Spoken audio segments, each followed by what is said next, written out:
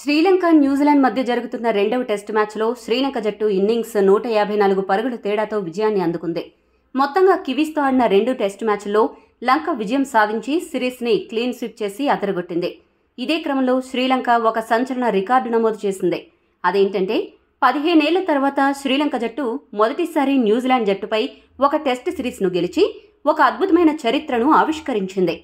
రెండో టెస్టు మ్యాచ్లో మొదటి బ్యాటింగ్ చూసిన శ్రీలంక జట్టు 5 వికెట్లు మాత్రమే నష్టపోయి మొదటి ఇన్నింగ్స్లో ఏకంగా 602 పరుగుల భారీ స్కోరును సాధించింది. ఆ తర్వాత ఇన్నింగ్స్ ప్రారంభించిన న్యూజిలాండ్ జట్టుకు సొంత గడ్డపై శ్రీలంక స్పిన్నర్లు చుక్కలు చూపించారు. చాలా కాలం నుండి తమ స్పిన్ విభాగాన్ని పటిష్టం చేసుకుంటున్న శ్రీలంక అందుకు తగ్గ ఫలితాలను ఈ మధ్యకాలంలో వరుసగా అందుకుంటోంది. ఈ టెస్టు మ్యాచ్లో కూడా అదే విషయం ప్రస్ఫుటంగా బయటపడింది. శ్రీలంక స్పిన్ బౌలర్ల దెబ్బకు న్యూజిలాండ్ జట్టు మొదటి ఇన్నింగ్స్లో 88 పరుగులకే ఆలౌట్ అవ్వగా ఫాలో ఆన్ ఆడాల్సి వచ్చింది.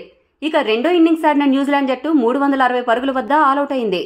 ఇక్కడ గమనించవలసిన విషయం ఏంటంటే న్యూజిలాండ్ ఆడిన రెండు ఇన్నింగ్స్లో శ్రీలంక స్పిన్ బౌలర్లు ఏకంగా 19 వికెట్లు పడగొట్టి సత్తా చాటారు.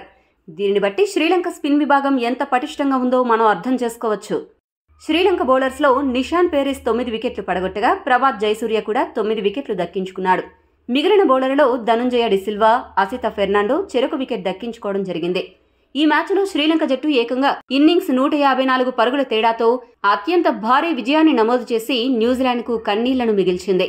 ఈ టెస్ట్ సిరీస్లో శ్రీలంక వరుస గెలుపులు, అలానే న్యూజిలాండ్ వరుస ఓటముల కారణంగా ప్రపంచ టెస్ట్ ఛాంపియన్షిప్ రేసులో ఎలాంటి పెనుమార్పులు చోటు చేసుకున్నాయో ఇప్పుడు తెలుసుకుందాం. ఈ ఓటమితో న్యూజిలాండ్ పరువు పోగొట్టుకోవడమే కాదు, WTC ఫైనల్ రేస్ అవకాశాలను దారుణంగా దెబ్బతీసుకుంది. మరోవైపు శ్రీలంక జట్టు విజయాల శాతం 55.56కి చేరుకోవడంతో ఆ జట్టు తన మూడో స్థానాన్ని మరింత పటిష్టం చేసుకుంది. ఈ సిరీస్కి ముందు వరకు మూడో స్థానంలో కొనసాగిన కివీస్ జట్టు మొదటి మ్యాచ్లో ఓడిపోయి 4వ స్థానానికి పడిపోగా, ఇక రెండో టెస్టు మ్యాచ్లో లంక చేతిలో అవమానకరమైన రీతిలో పరాజయం పాలై 4వ స్థానం నుండి ఏకంగా 7వ స్థానంకి పడిపోయింది.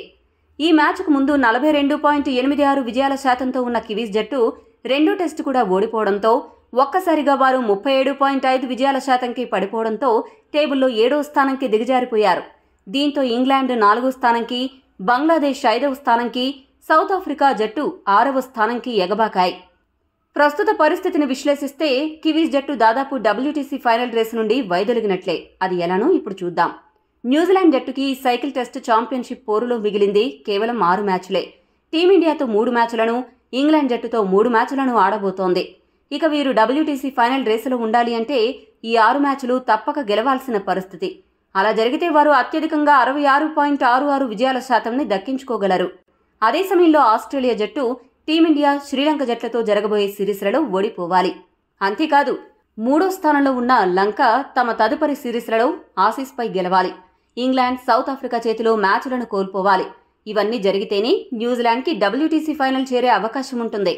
కానీ ఈ సమీకరణాలు అన్నీ చూసుకుంటే అసలు కివీస్ జట్టు, టీమిండియా, ఇంగ్లాండ్ లాంటి జట్లపై అన్ని మ్యాచ్లను గెలవడం అసాధ్యం. అదే సమయంలో ఆస్ట్రేలియా జట్టు కూడా వరుస మ్యాచ్లను కోల్పోవడం కూడా అసంభవం. ఈ నేపథ్యంలో పేపర్పై కొద్దో గొప్ప అవకాశాలు కనిపించినప్పటికీ టెక్నికల్గా అవి వర్కౌట్ అవ్వవు. కాబట్టి సైకిల్ వరల్డ్ టెస్ట్ ఛాంపియన్షిప్లో న్యూజిలాండ్ జట్టు ఇంటికే అని చెప్పొచ్చు. ప్రస్తుతం న్యూజిలాండ్ జట్టు కిందకి దిగజారిపోవడం సౌత్ ఆఫ్రికాకి బాగా కలిసొచ్చే అంశం.